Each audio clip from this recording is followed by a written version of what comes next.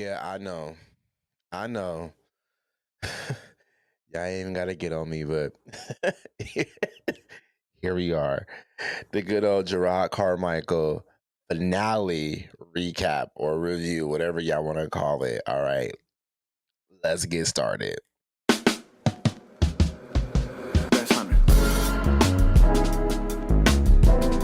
With the educated opinion on topics of all varieties. This your boy Bubba, and you already know what I'm about to say, right? You are listening to Bubba's Banter.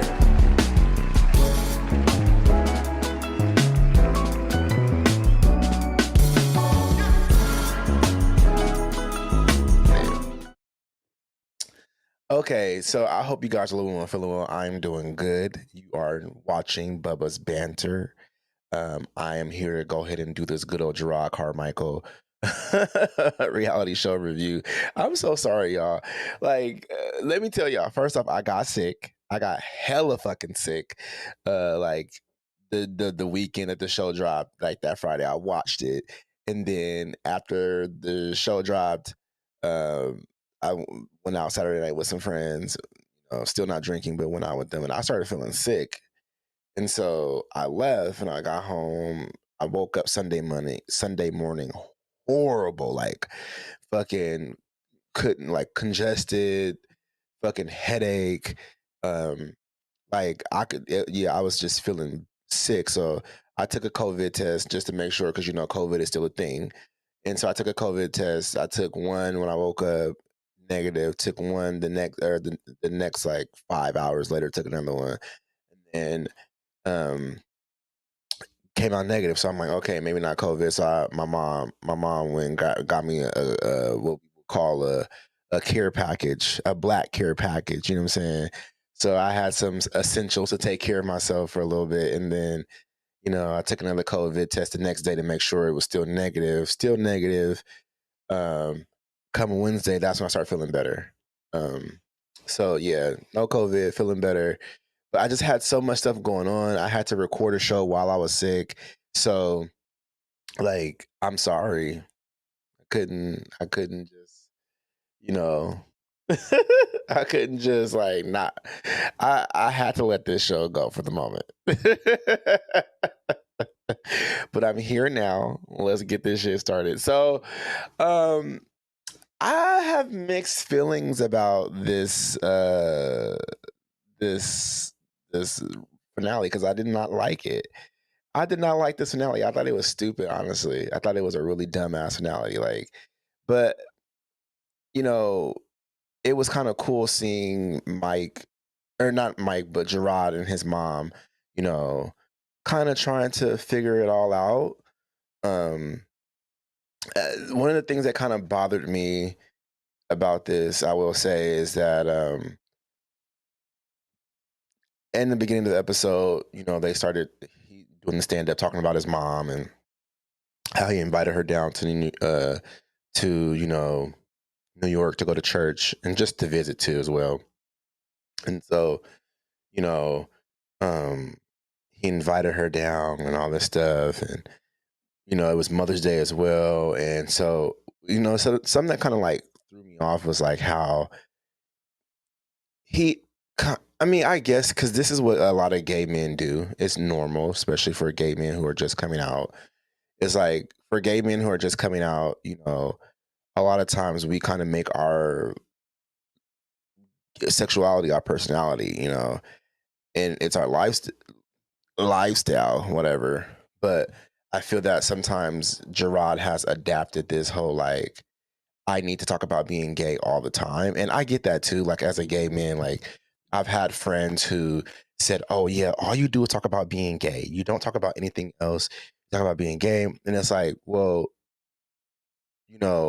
for someone who, I came out back in 2014, and I feel like I was like late about being gay and understanding what it is to be gay. But I think for me as a gay person, there's so many things that intersect my life. Like as a gay man, like that is a part of who I am. So of course there's certain things that affect me and how it affects me and how I live throughout in my lived experience, there are certain things that do affect me as a gay man. My interactions with people when they find out that I'm gay, like, you know, it really does change um things sometimes. It's not, oh, no one cares. No, people do care, and especially if you like an attractive man. Like, I'm telling you right now, when a lot of times when a dude is attractive and they be like, oh yeah, like Dre got a crush on you, or Dre think you're cute or whatever, or I tell him I think they're cute, it's automatically like, oh, he's trying to get my ass. And y'all know how I feel about that. Like, no gay man want no straight man's booty because y'all don't wash your booty hole. It's your dick, baby. It's not your dick. It's not your booty. It's your dick. It's not your booty. Let me say that right. Or wait. I didn't say it right. It's your dick, not your booty. Or did I say it right? Whatever. Anyways, let's go ahead and continue to go on. So I feel that sometimes that's what he does with his mom. He kind of like makes like try to get her to like, hey mom, I'm gay. I'm gay. Like, mommy, I'm gay. And it's like, okay, bro, like it's exhausting at this point throughout the show. You know, I don't necessarily know how this show has been edited, so maybe the duration of how he talks with his mom kind of it's not always like this, but it just feels like when the cameras are rolling, it's like, hey, mom, I'm gay. Mom, I'm gay. Like that's kind of how it comes off, and yeah, like it's just like, bro, get it together. Like stop doing this every episode. But I get it. I get it. Like that's the part of reality show is like he's trying to say like this is my life. This is who I am. This is a part of me. Like this is what I'm showing. So I can't necessarily talk too much about that, but I get it. I get it. I didn't like the whole like trying to make a Mother's Day like, oh, this is the first Mother's Day where you have a gay son. Like, you know, then again, you're making it about Jerrod. You're not making it about Mother's Day because Mother's Day is about mothers. It's about your mom. It's about the joy and love you have for your mother. Um, Also, I hate to say this too, but I feel like he kind of inserts Mike into almost everything with his mom at this point, and I feel like he's like forcing Mike on her. No disrespect. Again, I think when I talked about this in the earlier episodes of this review um, series that Jerrod needs to like slowly wing in Mike. When he took his mom to church, it was like Mike is an atheist. I commend Mike for going because he's only going because it's Jerrod and he wants to fix this relationship with Jerrod and his mom accepting him or feeling comfortable around Jerrod when his boyfriends are like making it like normalizing it. There we go. That's the word, normalizing it. And I get it, but like you're rushing it, bro. Like chill out, like chill. Church is a special thing to your mom. So why didn't you just take you and your mom to church? Regardless if it was a gay church or a church that was like, you know, accepting of gays, it was like you should have just took your mom and like celebrated with your mother. Like that's just this is a mom and Jerrod moment, I feel like. And it should have been more of that than taking Mike there for shock value because that's what it came off as. It's like, oh, I'm with my boyfriend at a gay church that accepts gay people. Look, mom, see how the world has evolved. Like that's kind of how it was giving that. And yeah, just not feeling that shit. Not feeling it at all. Um, but yeah, so I saw that, and then one of the things I liked was when they went and talked to the pastor, and the pastor was giving her like pretty much telling her like, you know, you can't judge, like you can't judge because the word is so different, and a lot of people don't understand the word. A lot of people are confused by the words, pretty much. Um, that was a good thing, and then, um, you know, throughout the show, it was just like kind of cringy. A lot of things were cringy, like when they went to dinner and they sat down at dinner outside, and it was like, "Hey, mom, you're in New York," and he's like, "Oh, I've never had my boyfriend at dinner with my mom. Like, should I sit on this side or should I sit on this side?" Like, it's just like making it like cringy. Like, I feel like he was like trying to call out the elephant in the room when like people are just trying to hang out and eat. And then they were all that noisy ass motherfucking that noisy ass street. Like, why would you pick a street that was noisy as fuck and you can't even sit down and listen to, you can't even have an intimate conversation. I feel like that's what should have happened. Like, he should have picked a setting with mom, Jerrod, or Jerrod should have picked the setting with mom and Mike and sat down and said, okay, like, and just try to have a conversation amongst all three, like amongst them, I'm gonna say all three of them as if like he's not a part of the group. Sorry. I'm not trying to rush through this review, but it was just like, it was one of the things I was just like, that was so fucking cringy. It was cringy as hell to me. It was cringy as hell. Um, what else happened? Oh, bitch, when she sat down with Jess. So Jess came back and sat down with her, and first thing Jess said was, "How you like it, New York, mama?" And she said, I'm loving it. I enjoy it." She's like, "You know what I'm talking about? How you loving hanging out with Jerrod and his boyfriend?" And then she goes, "Oh, I'm loving hanging out with him and his friend." And just like, "Oh, so his friend, like, you have a hard time calling him his boyfriend?" And she was like, "No, it's my choice. Like, they have a choice to be gay. I have a choice to, know, I have a choice to not acknowledge that he has a boyfriend. I have no problem with saying boyfriend. I have a choice to, it's my choice not to call him a boyfriend." And, Jess was like, "Well, not to say this, but I just feel like you're uncomfortable." And she was like, "Well, why is it that," the mom was like, "Why is it that I'm uncomfortable? Because it's my choice not to do this and blah, blah, blah, this is that." And she was like, "It's not that, it's your choice," or something of some sort. I forgot what she said, but she said, "I feel like people are calling you to do better," pretty much. And I was like, you know what? I love that. I love that. Go ahead, Jess. Like, you know what? I wish we'd have saw more of Jess, because a part of me feels like from the friendship episode, Jess was just like, "Fuck you, Jerrod," at that point. Because I feel like Jess should have been on this show a lot more, and I would have loved to see Jess a lot more actually on this show, like way fucking more, because she's funny as hell, and I know it's not just about her, but like, can we get a spinoff, Jerrod? Like, can we get a reality show of Jess? Like, Jess is a cool ass chick. I really feel like that was my best friend in my head just from the few episodes I saw her in. So can we please get a reality show of Jess? Because she was hella fucking cool. I think she cool as shit. Um, but yeah, so that was a cool little sit down with the mommy. And yeah, but I just feel like over time, I just feel like Jerrod is just forcing stuff. He's just forcing it. He's just making things, you know, awkward and stuff. And, you know, that whole sit down and prayer too, like, "Mama, you was wrong. You was wrong. I'm sorry." Keep those serenity prayers to yourself. Like, and I get it, like, you know, okay, let me go ahead and say it. So Jerrod and his mom was sitting down on the couch, and y'all know, y'all saw it, most of y'all, and who didn't see it, I'm gonna say it right now. So they were sitting down on the couch, and she was just like, Jerrod was talking about how, like, he was hiding a secret and blah blah blah and this that, and then how he hated hiding the secret, and mom was like, "Oh yeah, secrets are hard to hide, blah blah blah. And, it takes a lot out of us when we're hiding secrets."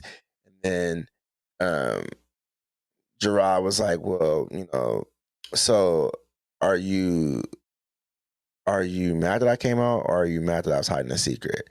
Or no, he said, um, "Are you happy that I came out, or are you glad I got the secret out," or something like that, or something of that sort. And then he was like, "Oh, you're happy I got the secret out, but you're not happy with the secret." And she was like, "Exactly." She's like, "I wouldn't lie to you and say I wouldn't want you to be with a female." And then something happened. I forgot what was said there. And then they went into this prayer, and she was like, "Dear God, Father Almighty, blah, blah, blah. Please take the desire away from Jerrod to be with the male.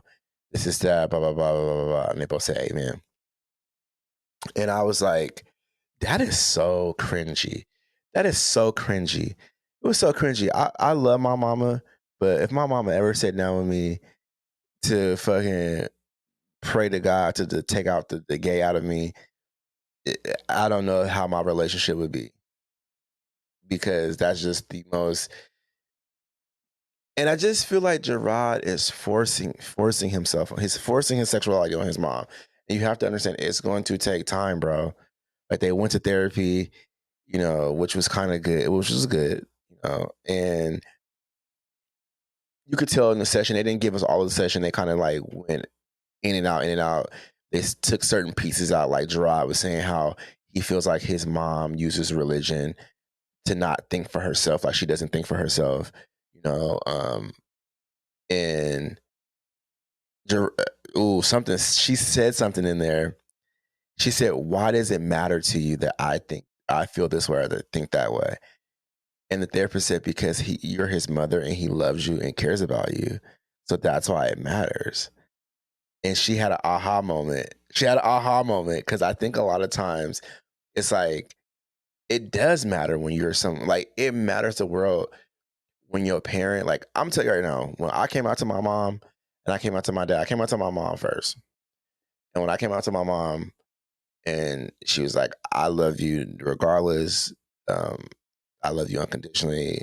I'm not gonna tell you that right now I'm like extremely happy about it, because I'm a little disappointed, and not so much about you being gay, but about you not being able to come and talk to me about it, because like we're best friends. Like, that's something that I always want you to come and talk to me about stuff. But like, this is something I'm gonna have to get new. Have to get used to, And we cried it out and all that shit. And when that happened, my world changed, because it was like, nigga, my mama loved me.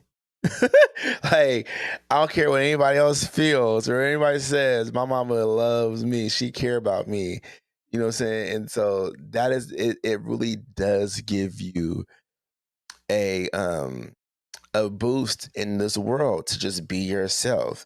And when my dad, you know, pretty much did the same thing, it was like the world for me got bigger, because it was like my dad loves me and accepts me and cares about me, and is okay with me being me. He's okay with this part of me. I don't have to hide this anymore. And so that's kind of how it was for me. It's like, I don't have to hide anything anymore, because I can just be myself. So I understand why Jerrod is having that battle of acceptance with his parents. But at the same time, sorry, shit, I feel like I got something in my eye. At the same time, you have to realize that your parents are not going to accept everything and accept everything about you, but they will love you. There's some parents out there that will love their children, but just they can't accept the homosexuality. And at the end of the day, it is what it is, bro. You know. Um, but I think the final scene that I really did like was when Jerrod and Mike was, you know, sitting in Mike was teaching Jerrod how to swim. That was a really, maybe because I'm just yearning for companionship right now. I think that's more so what my problem was, and why that scene itself kind of like affected me, was because I want companionship. And so I think it was so nice to see Mike giving Jerrod that love, um, and that companionship. And um, it was really nice. It was really cute. And I was like, Mike really does love Jerrod. Like, I don't think anything other than that now at this point. Like, and I just hope Jerrod does Mike well, because I feel like Mike just loves him some Jerrod, like authentically love Jerrod and wants to be with him. And so I'm team Mike now, because I think he's a really good person. I think throughout the season, he's really showed his loyalty to Jerrod, and that he cares about Jerrod and he really wants to be his ride or die. And I think we all need that. So, big ups to them. Um, but um, you fucking Anonymous came back at the beginning in the end of the show. I literally forgot to talk about that. I don't know why that just skipped my mind. I just thought about it. But Jerrod, at the beginning of the show, Anonymous came in and he was, feeling cringy about, the conversation with his mom, and he was just like, "You're angry as fuck, you know, but these are intimate moments that you should keep to yourself." Blah blah blah. Like, what the fuck is this show? This is that. And at the ending of the show, you know, he was like, "Man, what the fuck is this show? I hope like you know that you're putting this show out for the world. You're gonna get the most argumentative, angry, insane people coming at you about this once it releases." Um, oh, I forgot to mention they were like in a theater watching this too. FYI, they're in a theater watching this shit, and he was like, "You're gonna get the craziest people," and he's like, "But hopefully the ratings are shit. And people are like watching TikTok videos and not really necessarily caring about it." And they laughed, and it was the ending of the show. I thought that was the weirdest part to end the show, but I think it was really pretty cool that he brought back Anonymous just for these parts because Anonymous was not with that shit. He was like, fuck all that shit." Uh, but you know, overall, with this season of Jerrod Carmichael, I feel that it got to let me know who Jerrod was a little bit more. I'm hoping there is a season 2 and I get to see some type of growth with Jerrod. Uh, I think Jerrod is funny as hell. I actually want to see him now.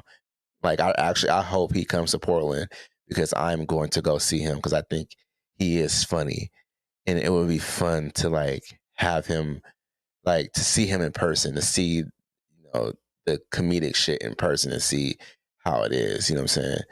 Um, so I'm excited about that. I'm gonna look online and see if he ever comes to Portland or somewhere close. But I actually do want to see this dude. Um, but overall, I think I got to know who Jerrod Carmichael was. Um, he's fucking narcissistic, funny, jealous, sensitive, um, courageous, brave, um, fucking quirky, weird. Um, he's Jerrod Carmichael. Like, and I accept him for him, and I like Sister's a little problematic. He one of the girls. That's Sister. Sister is a little fucking problematic. But hey, we all problematic in our own ways too, right? And so it was kind of cool to see this journey of like him and who he is and how he's growing and stuff like that. So I liked it. I mean, some people hate it. Some people don't like him just because of how the show portrays him and how he portrays himself, pretty much. Because I'm pretty sure he's in the editing rooms with the editors too. So pretty sure he wants to portray himself this way. But I will say this because y'all know me. I love movies and I love TV shows. This music score on this motherfucking reality show is one of a kind. Because I will say, cinematic wise, cinematography or cinematic, whatever you want to say, however they want to say it, movie bluffs. It felt like a movie. It felt like a movie almost the way it was shot, and then also again the music, the movie scores, you know, was really fucking good. Like, I was sitting back listening to some of the, like, I would rewind back to certain scenes just to listen to the music score because it was really good. So big ups on whoever did the editing and all that stuff because it was really fucking good. Like, honestly, the music scores on this reality show was really fucking good, really good. So, anyways, y'all already know what it is. Go ahead and like, share, subscribe to my show. Like, say how you feel in the comments. I would love that.